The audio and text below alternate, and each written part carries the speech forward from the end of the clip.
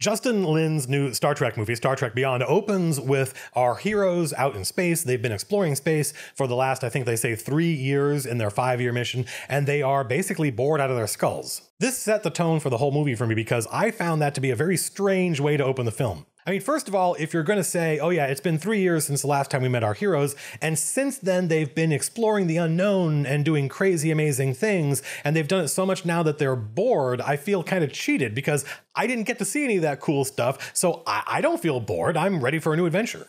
It felt like the worst of telling instead of showing. They were talking about how bored they were. They were talking about the last 3 years, none of which we've gotten to see. It also felt really out of character to me, the idea that Kirk has spent 3 years doing what he loves, exploring the unknown, and is now bored with it.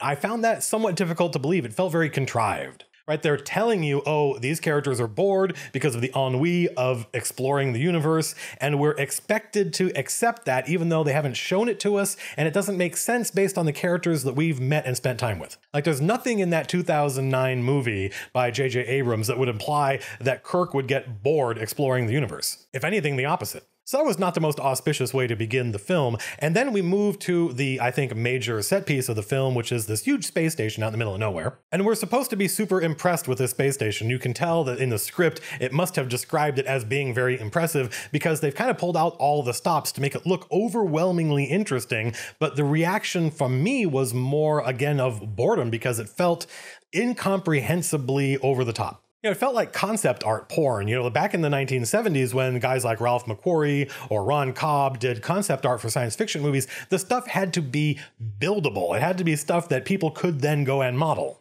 Not anymore. Now, anything a concept artist can draw, you can make in CG. And that's what this felt like. It felt implausible. It felt almost like high fantasy science fiction. And one of the things I like about Star Trek, especially like those first couple of movies, is, I mean, the first like late 70s, early 80s movies, is that we go to places like San Francisco, and it is recognizably San Francisco. It's a high-tech version of San Francisco, right? You can see these crazy buildings and you can see shuttles flying around, but it is otherwise a relatable human place. And this space station was the opposite of a relatable human place. It was something that made sense, I think, on paper intellectually. Could the Federation build something like this? Yes, I suppose they could. But seeing this huge epic space, this giant space station, did kind of pull me out of the movie a little bit because it didn't feel like a relatable human space. It felt like that moment from Guardians of the Galaxy where they go into nowhere, the giant head of a dead celestial, and that was a moment full of wonder, but it was also kind of gritty and dirty. There were people there excavating spinal fluid and stuff like that, where this was that same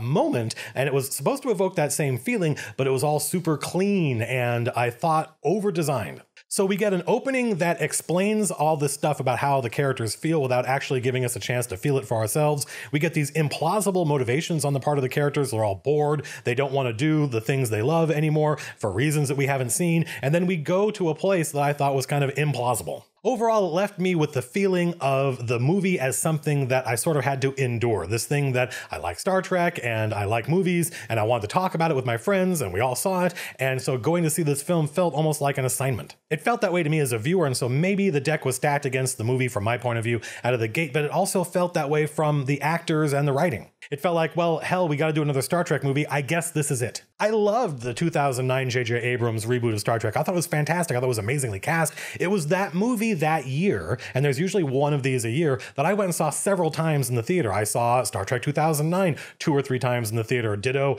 Pacific Rim, Guardians of the Galaxy, The Force Awakens. So I thought they hit a home run with that movie, and then the next film kind of was just them getting on base. It was supposed to be the Khan movie. I saw it. I don't really remember anything about it. Actually, that's not true. I do remember the point where they inverted the scene from Star Trek II, The Wrath of Khan, and they made it about Kirk sacrificing himself and Spock swearing vengeance against Khan. And I remember thinking in the theater that if that film had ended with Spock shouting Khan at the top of his lungs and swearing vengeance against, this great enemy, and then cutting, and that was it, and that was the end, and the next film was going to be about Spock trying to get revenge on Khan, I thought that would have been amazing. I would have liked that movie a lot more if that had been the ending. But it's not charitable to dock a movie for the things that it didn't do that I would have done. That's not fair. But I found Into Darkness forgettable, and I guess I found this film, Star Trek Beyond, forgettable as well. It's weird to think that I liked the reboot of Ghostbusters more than I liked this Star Trek movie. That is not how I expected things to play out this summer. The central plot of the film features a bad guy who is putting that giant space station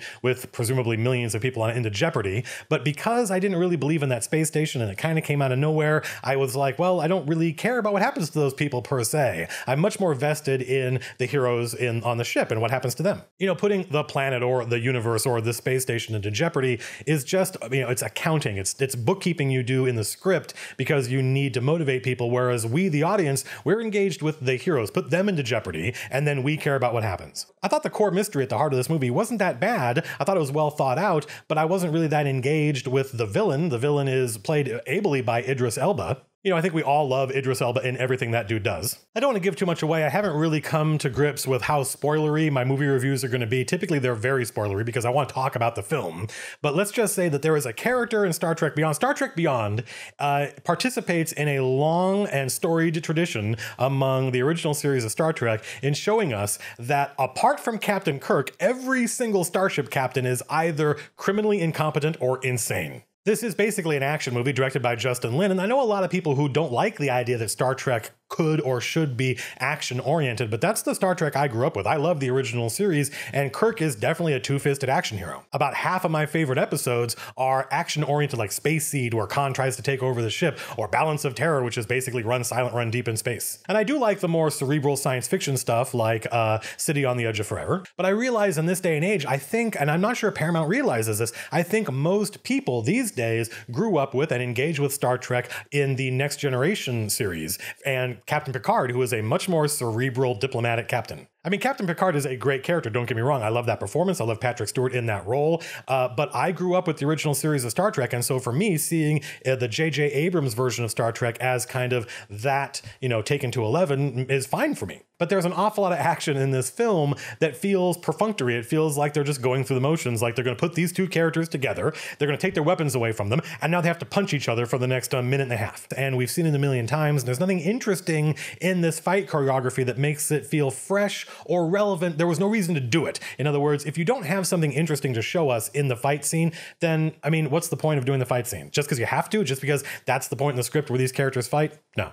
I am a sucker for getting the team together and going on an adventure, but I feel as though they've gone super overboard with this version of Star Trek. Something happened in the 1970s, I guess because of the convention circuit and the way the actors were promoting that now dead show from the 60s, that people looked at characters like Chekhov and Sulu and Uhura and promoted them to like main character status, where that original series was really the Kirk show. It was the Kirk show with these two titanic supporting characters in Spock and McCoy, and then there were these other characters on the show who served basically to give Kirk people to save and something to do. But we don't think of it that way anymore. We think of it as a big ensemble cast, and so that's the way the new movies have to treat it. And as a result, we spend a lot of time with this kind of circular plotting where they get characters together and split them up, and then get them together and split them up. I just got bored of that after a little while. I really liked the actor playing the new character who kind of sort of joins the team. She was a lot of fun to spend time with. She was one of the few fresh new things in the movie. I thought the dialogue was fine. I thought the interactions between the characters were kind of classic. It's the kind of things we expected. I guess I felt let down by the plot, the ideas behind the film. There was a moment at the end involving some music, and you can guess what it is if you